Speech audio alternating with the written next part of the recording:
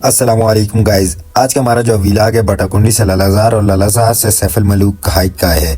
तो बिना time waste किए हम चलते हैं। यह है बटाकुंडी का बाज़ार।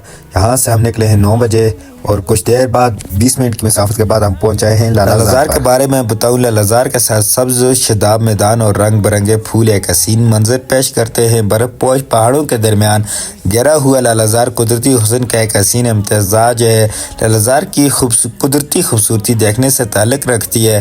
लालाजार के मैदानों में चलते हुए मैं कुदरती माहौल के साथ एक अलग ही सुकून महसूस करता हूँ।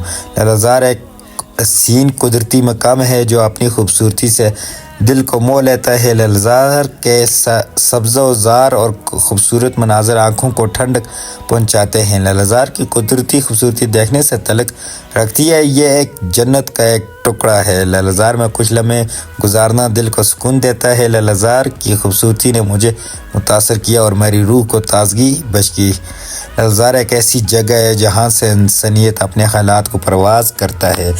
यहाँ से आगे हम लालाजार को छोड़कर आगे झील की तरफ निकल पड़े। ये सामने हमारा जो है ना मेन पॉइंट है। यहाँ से आगे हमने झील की तरफ हाइकिंग करनी है। 15-20 मिनट के बाद हम यहाँ पर पहुँच आए और यहाँ से आगे अब हम झील सैफ अल मलूक की हाइकिंग करेंगे। यहाँ से आगे तकरीबन 3 या 4 घंटे का रास्ता है।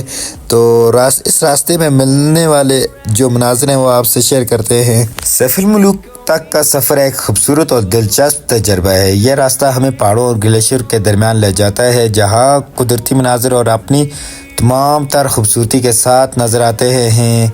जब पहाड़ों में आप चहलकदमी करते हैं तो आपको ग्लेशियर की ठंडी हवाएं और पहाड़ों की बुलंदी का एहसास होता है। यह रास्ता आपको कुदरती हुस्न के मुख्तलिफ़ पहलू से आशना करता है, जैसा कि झरने, छोटी पहाड़ और मुख्तलिफ़ किस्म के फूल और दरख्त। सैफ अल मलूक झील के आसपास के इलाके में आपको मुख्तलिफ़ किस्म के जानवर भी नज़र आ सकते हैं, जैसा कि मरखोर और हिरन। यहाँ के कुदरती खूबसूरती और खामोशी आपके दिल को सुकून देगी और को फितरत के करीब ले जाएगी। अगर आप फितरत से प्यार करते हैं और पहाड़ों में चलकदमी करना पसंद करते हैं तो सैफ अल मलूक तक का सफ़र आपके लिए एक बेहतरीन तजर्बा हो सकता है। यह सफ़र आपको यादगार तजर्बात और खूबसूरत मनाज़र के साथ माला माल कर देगा। और फाइनली हम पहुँच आए हैं यहाँ पर झील के करीब।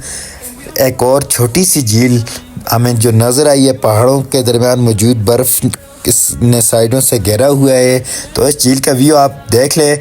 अभी जो है यहाँ पर बिल्कुल ठंडी हवा चल रही है और यहाँ झील का जो पानी है वो हवा के साथ आगे की तरफ लहरें बन रही हैं और एक बहुत ही अच्छा व्यू यहाँ का बन रहा है। ये जो छोटी झील है ये पहाड़ों के दरमियान और बर्फ़ के दरमियान वाक़या है। इस झील का पानी शफाफ है और इसके आसपास के पहाड़ और इस साइडों पे घास के मैदान इसकी खूबसूरती को चार चांद लगा देते हैं। इसके बाद 5 मिनट की हाइक के बाद आगे जो है वो है सैफ अल मलूक लेक, जिसका व्यू अभी आप देख सकते हैं। अभी अब यहाँ से देखें मैं खड़ा हूँ बिल्कुल सैफ अल मलूक के ऊपर पहाड़ की चोटी पर खड़ा हूँ। यहाँ से नज़र आने वाला मनाज़र नाकाबिल यकीन हद तक खूबसूरत है। सैफ अल मलूक झील नीचे एक छोटी सी झील की तरह नज़र आती है जिसका पानी शफाफ और इसके आसपास पहाड़ों के बर्फ़ से ढकी हुई चोटियों का अक्स दिखाई देता है। इस पहाड़ की चोटी से आसपास के पहाड़ों का नज़ारा बहुत ही हसीन है। बर्फ़ से ढकी हुई चोटियाँ, हरी भरी वादियाँ और झीलें एक खूबसूरत मंजर पेश करती हैं।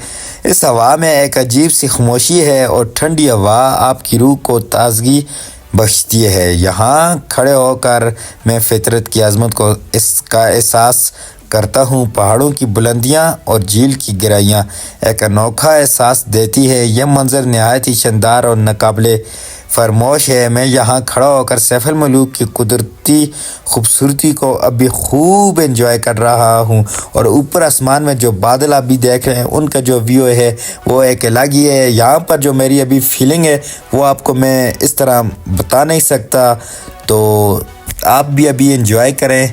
So thank you so much for watching this video.